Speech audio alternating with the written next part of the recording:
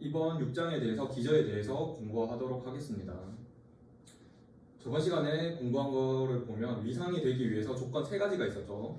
첫 번째, 전체 집합과 공집합이 들어있어야 하고, 두 번째, 합집합을 했을 때 위상 속에 들어있어야 되고, 교집합을 해도 위상 속에 들어있어야 됩니다. 그거를 생각을 해보면 이제 기저를 한번 알아보도록 하겠습니다. 기저에 대한 정의입니다. 위상 공간 Tx에서 위상 T의 부분적 컬리 B에 대하여 만일 T의 모든 원소 G를 컬리 B의 합집합으로 나타낼 수 있으면 컬리 B의 위상 T의 기저라고 합니다. 이제 잘 한 번에 와닿지 않을 텐데 한번 기호를 보면 위상 T 속에 열린 집합, 임의의 열린 집합 G가 이거를 만족해야 됩니다. 이게 컬리 B에 원소가 있을 텐데 그 원소들을 합집합을 했을 때 G를 만들어내야 됩니다. 무슨 말인지 바로 또 이해가 안 될 텐데 간단한 예를 한번 들어보면 X를 A, B, C, D라고 주어지고 이거의 한 위상을 T라고 주어졌습니다.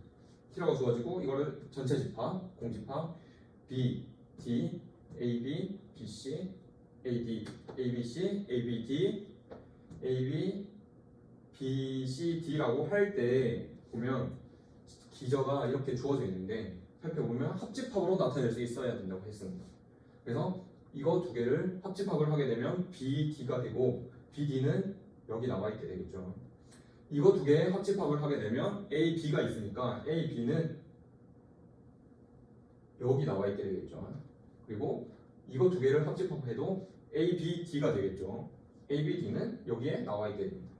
이거 두 개 합집합을 하게 되면 ABC가 되겠죠. ABC는 여기 나와 있게 되죠. 이런 식으로 기저라는 집합 속에 이런 집합들이 합집합으로 위상에 있는 열린 집합을 표현할 수 있을 때 그때 기저라고 합니다. 뭐 이런 식으로 계속 하다 보면 컬리 Bn을 T 자체라고 볼 수도 있겠죠. 위상에 대한 조건 중에 하나가 합집합을 했을 때 그 위상 속에 들어가야 되니까 당연히 기저가 될 수도 있겠죠. 기저가 합집합으로 나타낼 수 있어야 된다고 하니까. 자, 그다음 기저이기 위한 필요 충분 조건 한번 알아보도록 하겠습니다.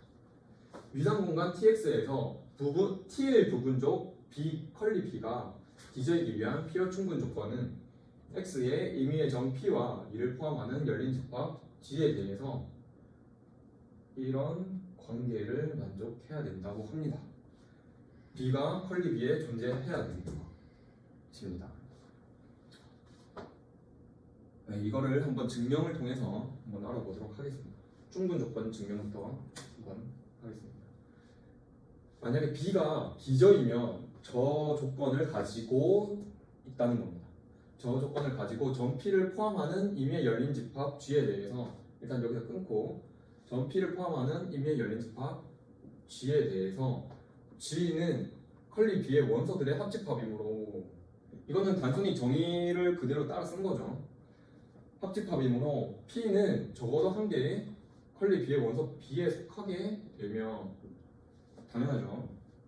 그 다음 B는 G의 부분 집합이므로 P는 B에 속하게 되고 B는 G에 속하게 되니까 이거를 컬리 B의 원소인 B가 존재한다고 말할 수 있게 됩니다.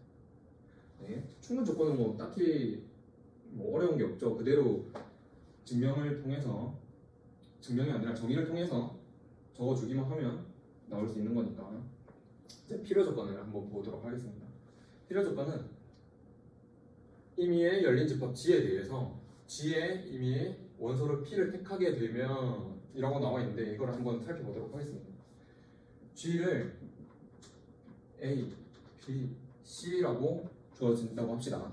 그러면 P를 포함하는 임의의 부분 집합 BP를 존재하게 되므로 그러면 이런 만약에 A가 존재한다고 하면 A는 A, B 이것도 A를 포함하는 G의 부분 집합이겠죠. 이런 것도 생각해 볼 수 있고 B, B는 똑같이 A, B를 생각해 볼 수 있게 되겠죠. 이런 식으로 포함하는 부분 집합 BP가 이런 BP가 전부 다 컬리 B에 속하게 되는 원소들입니다. 존재함으로 이런 합집합을 했을 때 당연히 원소 하나하나를 가지고 G를 만들어낼 수 있겠죠. 이렇게 되면 이거는 합집합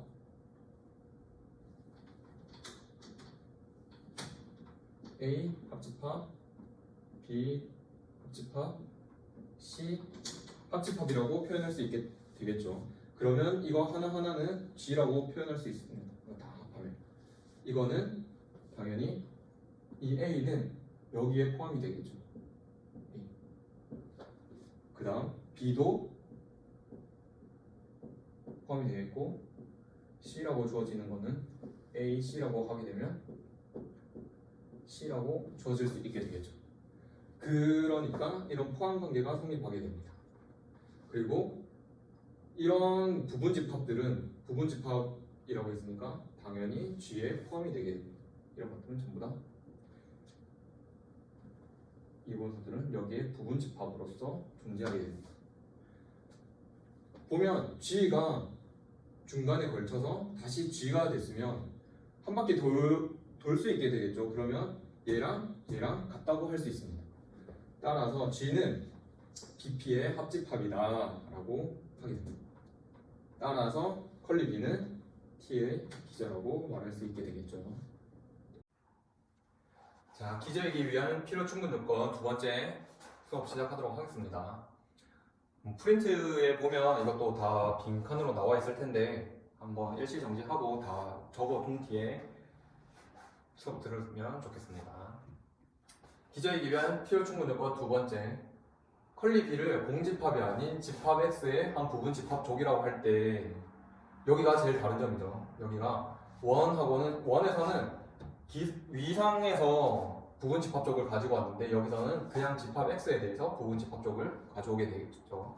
그래서 컬리 B가 X상의 어떤 한 위상의 기저이기 위한 필요 충분 조건은 1번과 2번을 만족할 때 우리는 기저라고 해주게 됩니다. 1번, 컬리 B의 원소를 뽑아서 합집합을 시켰을 때 전체 집합이 돼야 됩니다. 컬리 B에서 전체를 가지고 와서 합집합을 하던 두 개를 가지고 합집합을 하던 전체 X를 만들어낼 수 있어야 됩니다. 두 번째, 임의의 B1, B2에 대해서 두 개를 교집합한 게 컬리 B의 적당한 원소들의 합집합이 되어야 됩니다. 즉, 다시 말해보면 B1과 B2를 컬리 B에서 가지고 왔다고 했을 때 두 개를 교집합을 하게 되면 X라는 원소가 존재하게 되겠죠. 그 원소에 대해서 컬리 B에 또 다른 B3이라는 집합이 존재해서 X가 B3에 포함이 되어야 합니다. 이런 관계를 만족을 할 때 1번과 2번과 만족을 할 때 기저라고 우리는 말해줄 수 있게 되겠죠. 지금 이게 존재해야 됩니다. 컬리 B가 X상의 한 위상 T의 기저라고 하면 X는 열린 집합이므로 X는 기저 컬리 B의 원소들의 합집합으로 표시가 된다. X가 이미 기저라고 주어졌으니까 기저의 정의를 살펴보면 그 합집합으로 T의 모든 원소들을 나타낼 수 있어야 되니까 X는 당연히 이런 관계를 만족하게 되겠죠. 그리고 합집합으로 표시를 하게 됩니다. 그래서 1번을 만족함을 알 수 있게 되겠죠. 그 다음 두 번째를 한번 봅시다. 이미 B1과 B2에 대해서 기저 원소들은 열린 집합이므로 그 기저 원소 B1 합집합 B1을 하더라도 T에 포함이 되어야 되니까 각자도 기저의 T의 원소가 되겠죠. 열린 집합이므로 B1 교집합 B2는 열린 집합이다 라고 할 수 있습니다. 그래서 이거 교집합한 것도 T의 원소가 되어야 되겠죠. 따라서 B1 교집합 B2는 컬리 B의 기저 원소들의 합집합으로 표시할 수 있게 됩니다. 이제 필요 조건 한번 알아보도록 하겠습니다.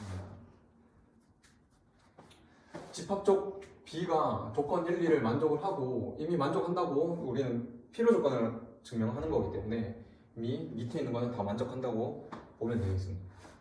컬리 B의 원소들의 모든 합집합들의 모임을 T라고 하자. 그러면 지금 이 T는 위상인지 모르는 상태입니다. 그냥 단순히 합집합들을 모아둔 겁니다. 모든 합집합들. 그때 T가 위상임을 보이자. 위상임을 보이게 되면 당연히 그 집합은 기저가 되겠죠. 첫 번째, 1번에 의해서 X는 T임이 자명하게 되겠죠. 위상의 조건 중에 전체 집합이 있어야 되니까.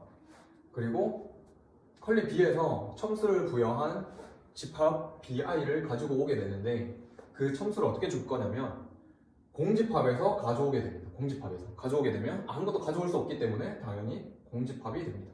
그래서 공집합도 들어가고 X도 들어가게 되니까 만족하게 되겠죠. 두 번째, T가 집합적 컬리 B의 원소들의 모든 합집합으로 구성되어 있으므로 T의 원소들의 적당한 합집합은 역시 T에 속한다 라고 말해줄 수 있습니다. 뭐 어떻게 보면 뭐 당연할 수도 있는데 이해가 안 되는 학생들이 있을 것 같아서 한번 생각을 한번 해봅시다. G1을 B1 합집합 B2라고 하고 G2를 B3 합집합 B4라고 둡시다. 그러면 G1 합집합 G2는 B1 합집합 B2 합집합 B3 합집합 B4라고 우리는 말해줄 수 있겠죠. 이렇게요. 기호를 쓰게 되면 이게 말해줄 수 있게 되겠죠. 그래서 이 두 개를 합집합을 하더라도 합집합의 원소들로 구성이 되어 있기 때문에 당연히 T에 속한다고 말해줄 수 있습니다. 그 다음 G1과 G2가 T의 원소일 때 그 때 이렇게 가정을 하고 만약에 교집합한 것에 X가 이렇게 들어있다고 가정을 해봅시다. 가정을 하게 되면 X는 G1에도 포함이 되고 G2에도 포함이 되게 됩니다. 여기까지 당연하게 이해되시죠? 그러면 합집합으로 G는 지금 합집합으로 만들어졌으니까 그 부분집합으로 B1이 존재하게 되겠고 거기도 X가 당연히 들어있게 되겠죠. 그 다음 X도 B2에도 들어가 있고 이거를 적당한 B1, B2, B2가 컬리 B에 존재해야 됩니다. 따라서 X가 B1에도 있고 X가 B2에도 있으므로 두 개를 교집합한 거에도 X가 이렇게 포함이 되겠죠.